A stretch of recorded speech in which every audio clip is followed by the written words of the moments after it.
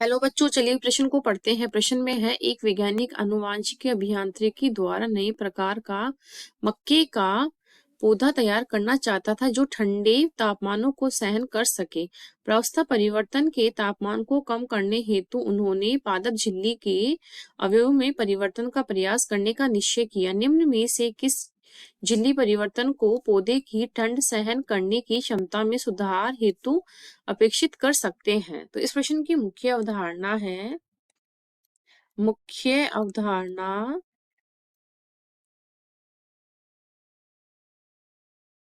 मुख्य अवधारणा है कोशिका झिल्ली।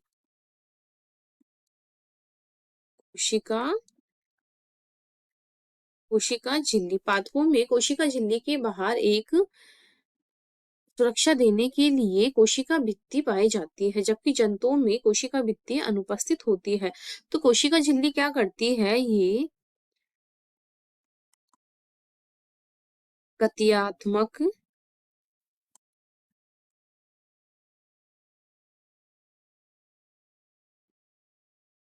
ये गत्यात्मक झिल्ली होती है।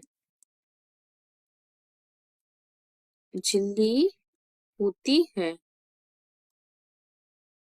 और वह या क्या करती है, जो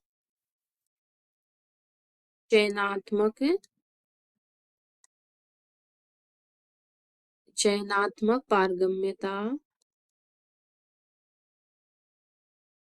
पारगम्यता और वह संचार जैसी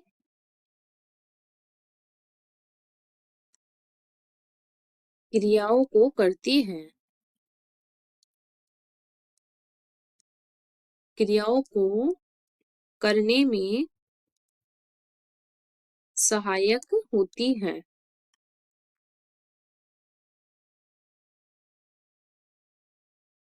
सहायक होती है। ये हो गया कोशिका झिल्ली के बारे में। कोशिका झिल्ली क्या होती है? अपने अंदर से किसी भी आयन तथा अणुओं को प्रवेश करने नहीं देती है। ये चयनात्मक पारगम्यता का कार्य करती है कि किसको अंदर आना है, किसको बाहर जाना है, उसका निर्धारण करती है।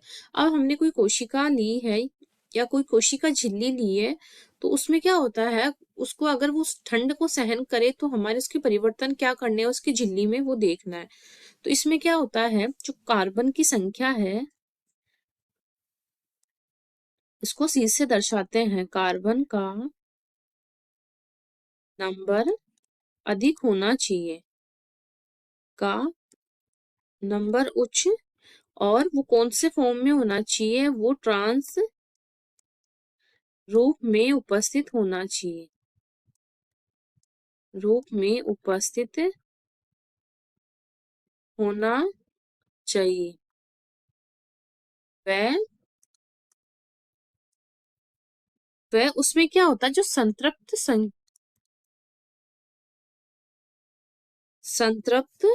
वसीय अम्ल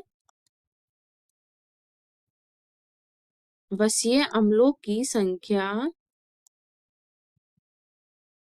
संख्या क्या होनी चाहिए? अम्लों की संख्या होनी चाहिए। और इनके जो संतृप्त वसीय अम्लों वाली जो श्रृंखला होती है, वो क्या होती है, वो कम तापमान को सहन करती है, जिससे क्या होती है, इसका जो स्थायित्व है, स्थायित्व उच्च होता है। इस प्रकार ये सभी लक्षण क्या करते हैं, एक झिल्ली को अधिक तापमान सहन करने योग्य बनाते हैं। तो अब हमारे प्रश्न की ओर देखिए।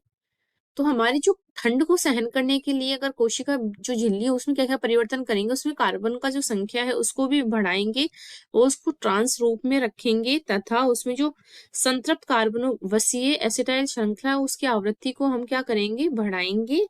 और क्या करेंगे, वो कम तापमान को सहन करने की क्षमता रखेगी, जिससे उसका स्थायित्व बढ़ेगा। तो अब हमारे ए है वशीय एसिटाइल श्रृंखला की लंबाई बढ़ाकर, तो ये गलत है। स्टेरॉइड्स को हटाकर, ये भी गलत है। संतृप्त वसीय अम्लों की आवृत्ति बढ़ाकर, ये गलत है। संतृप्त की जगह, सॉरी, असंतृप्त की जगह यहाँ संतृप्त होना चाहिए था, तो ये भी गलत हो जाएगा। तो यहाँ जो असंतृप्त वसीय एसिटाइल श्रृंखलाओं की आवृत्ति को घटाकर, मतलब कि संतृप्त को बढ़ाकर, इस प्रकार विकल्प डी हमारा सही उत्तर हो जाएगा। आशा करती हूँ आपको इस प्रश्न का हल समझ में आया होगा। धन्यवाद।